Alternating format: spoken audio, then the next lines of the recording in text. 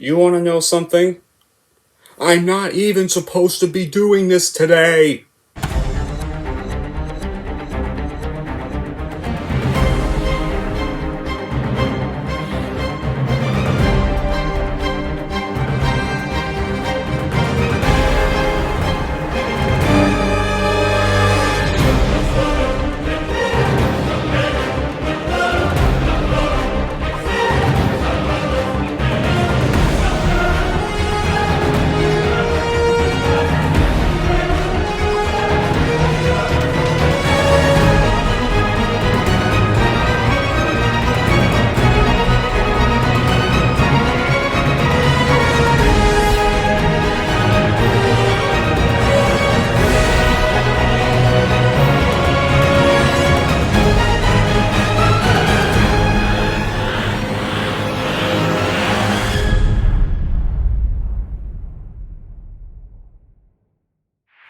Hey everyone, it's Don G. Corleone, and I'm here with a brand new movie review. And before I say what the movie review is, you may notice this video is all black and white. Well, there's a reason for that. So, because the movie I'm reviewing is all in black and white, I have decided that this review is going to be in black and white. I did a similar technique with when I, reviewed The Human Centipede 2 last year. Or last May. Yeah, May 2021. I did that review in black and white.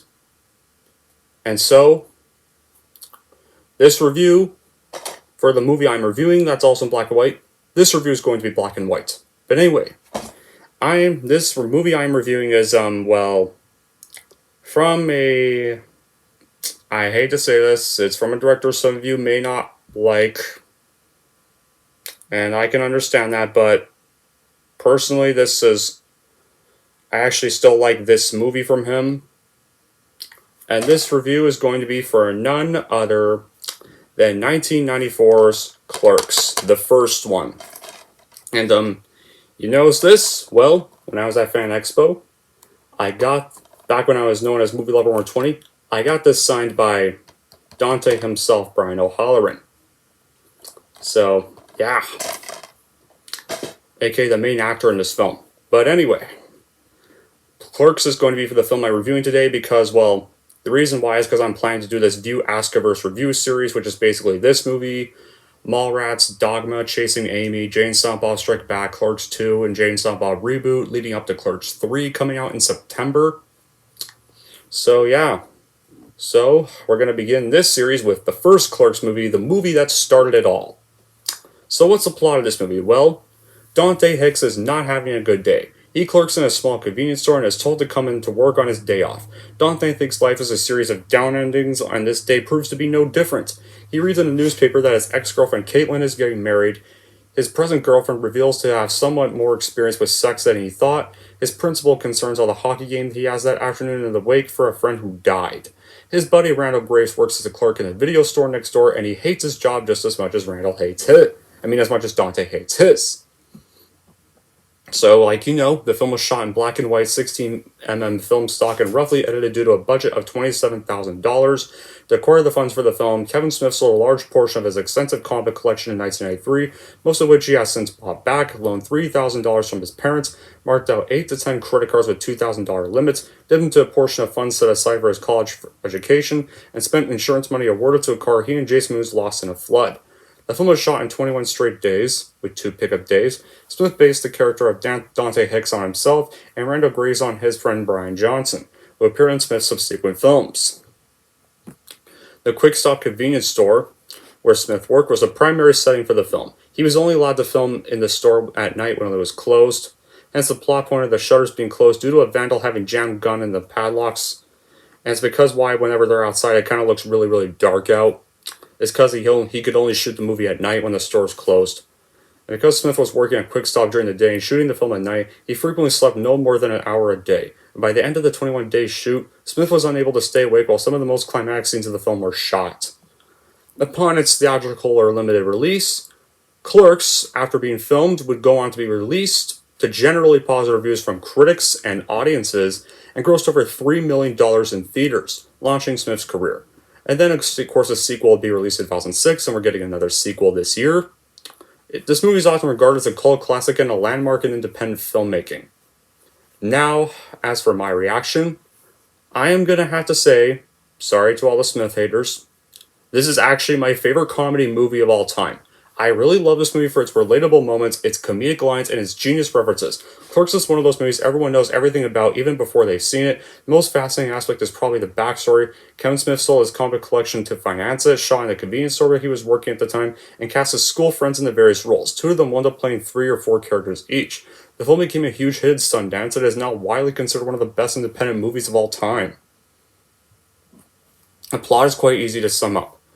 Nothing really happens. It's just a regular day in the lives of a few people working in or outside a quick stop convenience store. The fun starts immediately as Dante Hicks is asked to replace his sick colleague. It upsets him a lot because it's supposed to be a day off by the quote, "You know what the worst part is? I'm not supposed to be here today." So now he has to serve a bunch of rather annoying or excessively weird people, with occasional help from his friend Randall Graves, who works in that video store next to the quick stop, and they discuss things like Henry Crawford porn or Tarantino style, which Star Wars sequel is better, Jedi or Empire, Empire for me, as is for Dante, and also trying to find ways of not working, or at least make the day less boring. As Randall puts it, this job would be great if it wasn't for the fucking customers. Between these discussions, they also interact with Dante's present girlfriend Veronica, whose sex life causes heated debates, and ex Caitlin, who's apparently engaged with some Asian design major. And there's also the duo, Jay and Silent Bob, 2 drug dealers consistently looting, located outside the store, often looting or dancing. Usually they consider Jay and Silent Bob the dynamic duo responsible for the film's success, but to me, the dynamic duo who are responsible for the film's success are Brian O'Halloran and Jeff Anderson, playing Dante and Randall respectively. O'Halloran is brilliantly understated in his role. He is definitely sympathetic without ever directly appealing to the audience to be seen that way. When his girlfriend Veronica claims that he's wasting himself at a dead-end job, we can believe it because of his penchant for subtle humor, like the I Sure You Were Open side and the Pay by Honor system were both priceless, and his educated vocabulary. Randall is officially smug and condescending to customers, treating them the way that many would love to deal with dim people asking insane questions, and to top it off, the dialogue between Dante and Randall could have just not been better. It was snappy, witty, and realistic from start to finish. And speaking of that, guys, not only did I meet Brian O'Halloran, I actually met both Brian O'Halloran and Jeff Anderson at that same con I talked about earlier. I have a picture of me with them on my wall, but I would show it, but it was like, I think it was in my Fan Expo video if you guys want to see what the picture looked like. What makes the film work so well is the great combination of comedy and drama. Contained with it are some of the funniest situations and dialogue ever put on screen, but beyond that, it provides characters who are interesting and realistic. It also provides some very truthful and honest commentaries on life in general. We can relate to Dante's relationship struggles and his unsatisfying job, and relationship between the central characters are very believable. And also, for those who have seen the film, you gotta love Randall's rude interactions with the customers, such as this scene, involving a video store customer and him. Okay, I'll say it. They say so much, but they never tell you if it's any good. Are either one of these any good? Sir, what? Are either one of these any good? I don't watch movies. Well, have you heard anything about either one of them? I find it best to stay out of people's affairs. You mean you haven't heard anybody say anything about either one of these? Nope. Well, what about these two? Oh, they suck. These are the same 2 movies? You weren't paying any attention. No, I wasn't. I don't think your manager would appreciate it if I don't appreciate your ruse, ma'am. I beg your pardon? Your ruse. Your cunning attempt to trick me. I was only pointing out that you weren't paying any attention to what I was saying, and I hope it feels good. You hope what feels good? I hope it feels so good to be right. There's nothing more exhilarating than pointing out the shortcoming of others, is there? Well, this is the last time I rent here. You will be missed. Screw you! Hey, you're not allowed to rent here anymore, yeah! Screw me? There's plenty of other moments I love of Randall, but there's a little too much I can't really name them, so... But does this movie have bad qualities despite being my favorite comedy of all time? Well, yeah, fine, I'll admit that. As for the bad qualities of this film, I would have to say that in the scene in which Dante Randall and Caitlin realize that the latter, unaware, made love to a corpse in a lights-off bathroom can be very sick to many people because it's basically necrophilia. That part I definitely don't like and didn't find very funny. And sure. And while definitely relatable and a great performance from Brian O'Halloran, Dante can be slightly unlikable throughout the movie because, like, he deliberately cheats on his girlfriend Veronica because he wanted to get back together with his ex-girlfriend Caitlin, whom he still loved, despite how wholesome Veronica was with him, while Caitlin just treated him badly. So I don't know why he would take Caitlin back and not take Veronica back. And he does constantly whine about his living situation, but is kind of a bit stubborn to change and just keeps ignoring Randall and Veronica's advices. And I also don't... let's kind of think of... I can't think of anything else, but... Oh yeah, and also the alternate ending. The alternate ending was originally going to end with Dante getting shot. But when Smith showed that to test audiences, they hated that ending, and they demanded he change it immediately. So he did change it, and I'm kind of glad he changed it because an ending like that would not work for a comedy movie like this. That would have been way too unfair, and I don't think anybody would have liked the movie then. I mean, it was kind of supposed to be a reference to Dante saying life is full of downer endings, and that he wasn't supposed to be here today, but a violent ending where the protagonist gets killed in a comedy movie, no. That's not really funny. So I'm glad they did not put that in.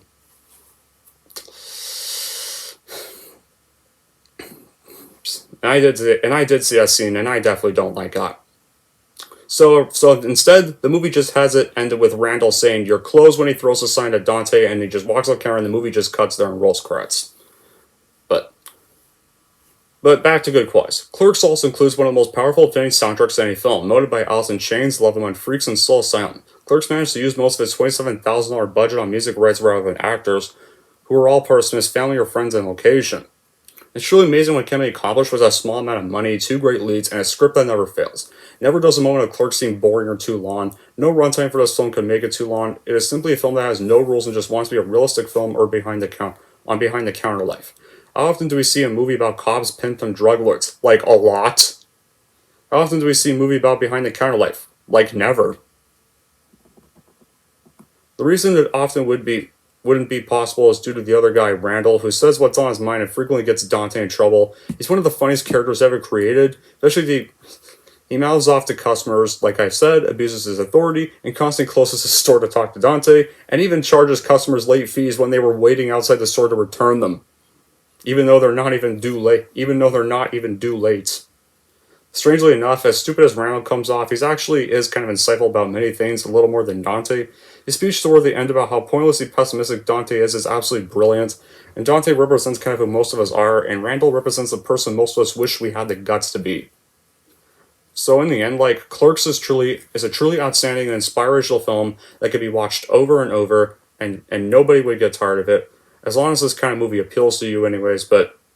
Anyway, that's it for my review of Clerks, and if you're wondering how I'm going to review Clerks, here's how I'm going to rank this movie. So overall, if you want to see a simple comedy film that's just about the typical day of a convenience store worker and nothing else on such a low budget, then easily give this film a watch and then buy it add to your collection for sure. And if you're wondering how I'm going to rate Clerks, I'm going to give Clerks a 10 out of 10. There we go. That wraps up my review for Clerks.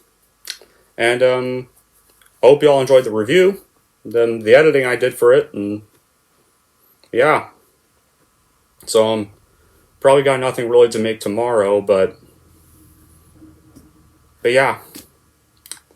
Might not do the rest of the series till later, as I still have all the way till September for Clerks 3, so, and there are a lot of films in this series I need to watch, so. Not going to review the Clerks TV series, though, or the animated series. Just the movies that were released in theaters. So, but yeah, until then, that'll be it for this review. Thank you all for watching, and if you like this and want to see more, and don't forget to like, subscribe to Don G. Corleone.